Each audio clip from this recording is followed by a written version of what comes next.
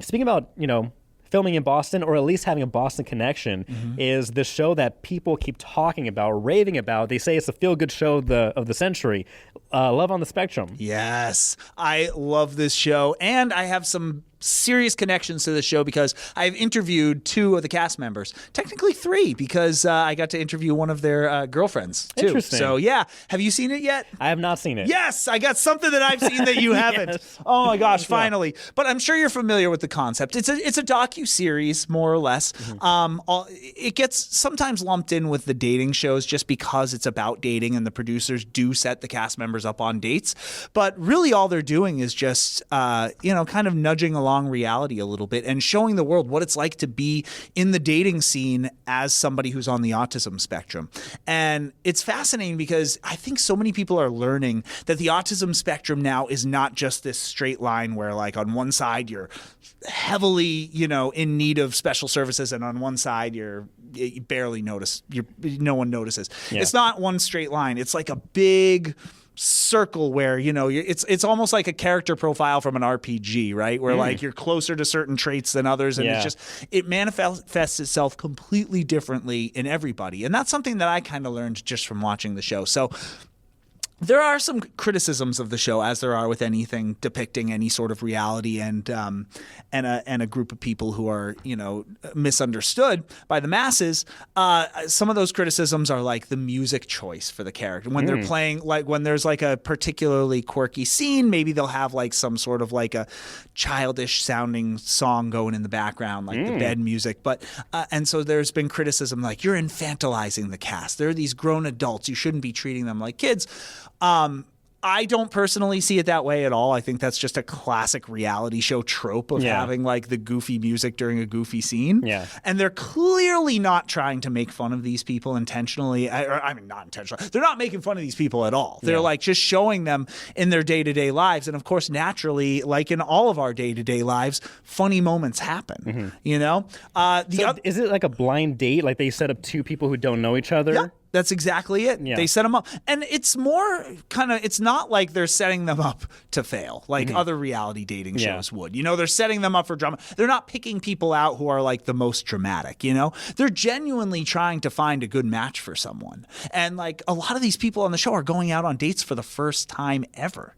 And so to be able to document that, it's like, those of us who are lucky enough to have been on dates in our lives, like it takes you back to that moment when you're sitting down across the table from someone and you're so nervous you don't know what to say. So it's really heartwarming in that respect. Also seeing it, again, I go back to watching this stuff from the lens of a parent. They interview the parents and the family members of the people who are on the spectrum. And it's like, what's it been like for you? What was it like growing up in the house with them? And hearing their stories are so heartwarming, touching, sometimes devastating and sad. I think one moment on the show that stands out to me the most is this cast member Connor, who's like one of the most popular characters on the show. He's from Georgia. They were interviewing his mom, who's also a big character on the show. And they said, the producer asked her, so, does he have any friends? And suddenly she just broke down and started crying. And she said, no. And she's like, but he has us. And I think we're pretty cool. And like that, like just gutted me, just like tore my heart out of my chest, because it's like, gosh, that is so something that as a dad I think about, wanting my kids to have friends and have a social life, and like the idea of them not doing that is heartbreaking. Yeah.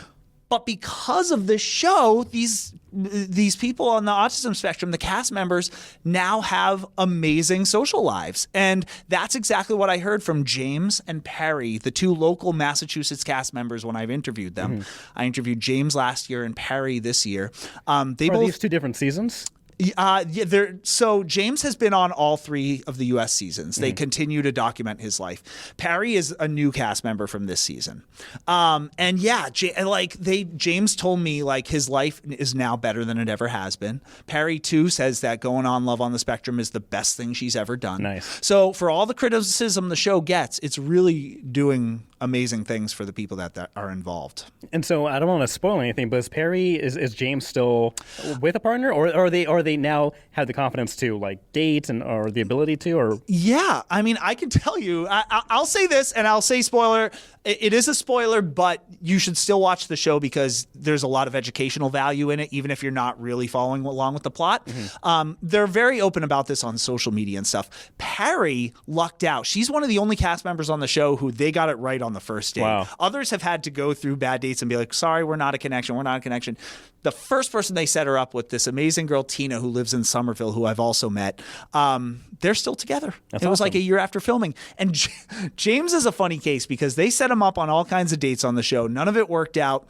But he went out on his own because of all this newfound confidence and was like, he found someone in his DMs on Instagram and wanted to date him. And like, so at the end of season 3, he's like, oh, by the way, I have a girlfriend now. And you hear the producers being like, wait, what? Where did this come from? And so you meet her, Shelly, who I've also met from doing another story with James. And she's fantastic. James is doing amazing. So it's yeah, I hope I didn't ramble on too much about this, but I cannot recommend this show enough from an educational perspective and a feel-good perspective. And I can't recommend enough, those listening and watching to watch your TikTok on WBZ News Radio on our page because that's again, kudos, you're killing it. Thanks, man. Please. That was an amazing report. You kind of for those who haven't seen it, but just a quick synopsis. Pari, she's a big fan of the MBTA. She and I've seen clips where she's just praising the transit train subway system, and you just gave her like just the best day ever. And the comments, I'm sure you must go through the comments where people are like, who's cutting onions, or like, why am I crying so hard? And people are just so happy for her, and you being able to be the one to provide that or make those opportunities available. It's incredible. So it was great cool. job on that. Yeah, thank you. I had no idea that she was such a fan of Mayor Michelle Wu here in Boston until we were on our way to meet Michelle Wu, which was supposed to be a surprise for her. And I said, what's your number one like tea dream goal? Like, what's your dream? And she said, to ride the tea with Michelle Wu, having no idea we were about to do that. You're like, don't freak out, don't freak out. I was like, in that moment, I knew we had a hit. I like looked to the other people on the train who knew what was coming. I was like, So behind the scenes, how did that work out? Like, you reached out to the mayor's office. Like, how did that work out? Yeah, so it's kind of funny. So originally, the only plan was to just get her to that MBTA training facility because I knew it would be like a playground for her. She would have so much fun there, and that was going to be the whole thing. But I guess to get that approved by the MBTA, they had to go to the state level, and Governor Maura Healey caught wind of this. And apparently she's a big fan of Pari and Love on the Spectrum, and so she wanted to come meet her.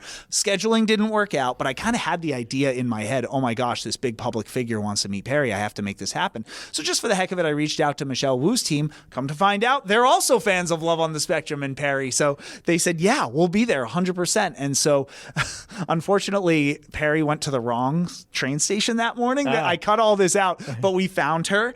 We brought her there. So Michelle Wu had to hang out a little bit. She had her baby with her. It was just, such a lovely moment, and probably easily one of the most fun I've ever had working on a story. So that moment where you're like, oh, there she is, like you literally found her in the beginning of the video. No, that's so great. Oh, yeah. No, that's right. I had this old footage of, you're talking about with meeting Pari or meeting Michelle Wu? I think if I remember correctly, like the beginning of the video, you and someone else find Pari like walking at the station, like, oh, there she is. And then somebody recognizes her immediately, too. That's right. Yes, she has fans. Exactly. Yeah. Everywhere she goes on the T now, people are like, I want to ride with the T princess.